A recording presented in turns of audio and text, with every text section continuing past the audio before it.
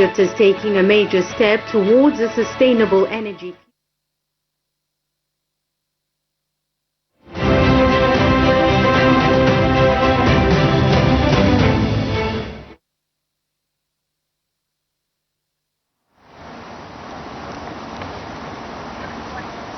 Alors, l'Égypte occupe une position stratégique dans le domaine énergétique régional. Elle dispose de réserves significatives de gaz naturel et de pétrole. Elle possède les énergies renouvelables et aussi l'hydrogène vert.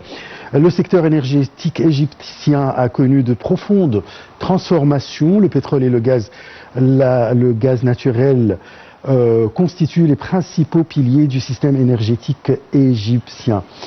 Pour discuter de ce sujet, nous avons le plaisir d'accueillir au bout du fil monsieur l'ingénieur Nagui Victor. Bonsoir. Bonsoir. Alors déjà, on va analyser la question de l'énergie ou bien les ressources d'énergie en Égypte et avec la visite du ministre turc des Affaires étrangères, l'Égypte cherche à renforcer sa sécurité énergétique alors que sa production nationale de gaz est sous pression. Alors quelle place la Turquie peut-elle occuper dans cette nouvelle stratégie ? Oui.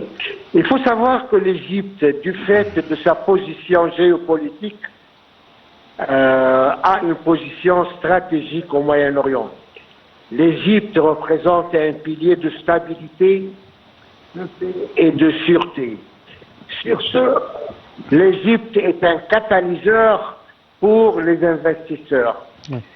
Et du fait que l'Égypte, depuis 10 ans, a travaillé vachement dans tout ce qui est infrastructure, y compris les infrastructures de l'énergie, à savoir des raffineries et des usines pour liquéfier le gaz naturel, ce qui a fait de l'Égypte un centre important de passage et de distribution de l'énergie, soit le gaz ou le pétrole, mais surtout le gaz.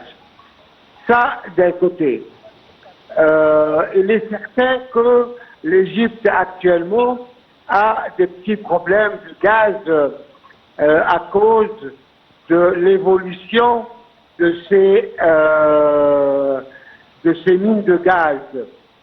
Ils sont en train d'être réhabilités pour augmenter la production.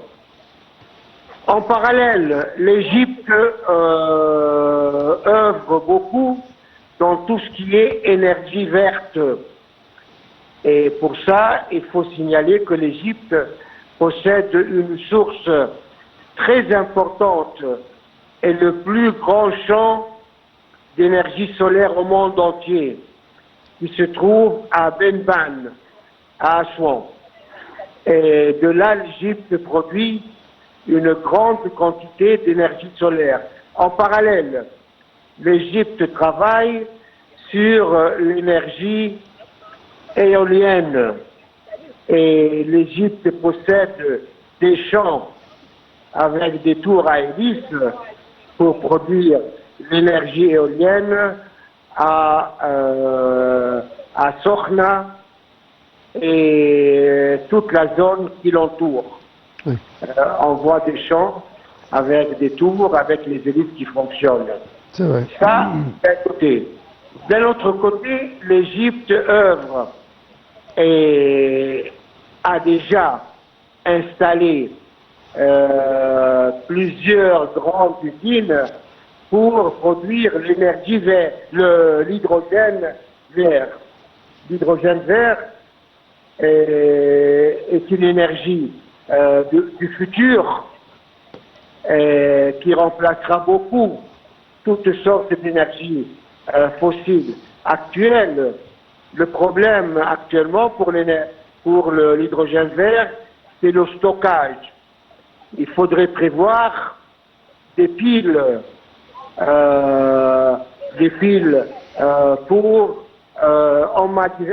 pour stocker cette énergie, et ces piles pourraient servir pour les voitures, pour les avions, voire même pour les avions, mais ça c'est dans l'avenir, les bateaux, et les gros engins, ainsi de suite. Donc l'Égypte travaille beaucoup dans tout ce qui est hydrogène vert, en collaboration avec plusieurs pays, dont la Turquie, les Émirats arabes unis, l'Allemagne, plusieurs pays viennent installer des usines avec l'Égypte pour produire l'énergie, l'hydrogène vert. L'hydrogène vert qui est produit à travers un phénomène qu'on appelle électrolyse. Oui. Donc l'hydrogène vert est produit clair. par électrolyse, et pour que ce courant électrique passe dans l'eau pour séparer l'hydrogène de l'oxygène, il faudrait absolument que cette source électrique provienne d'une énergie verte et non pas d'une énergie qui n'est pas renouvelable. Fossile. Et l'Égypte possède cette énergie. Ouais. Donc, tout ça fait en sorte que l'énergie est et deviendra un hub d'énergie dans la région et pourra exporter ce qu'elle possède. Voilà.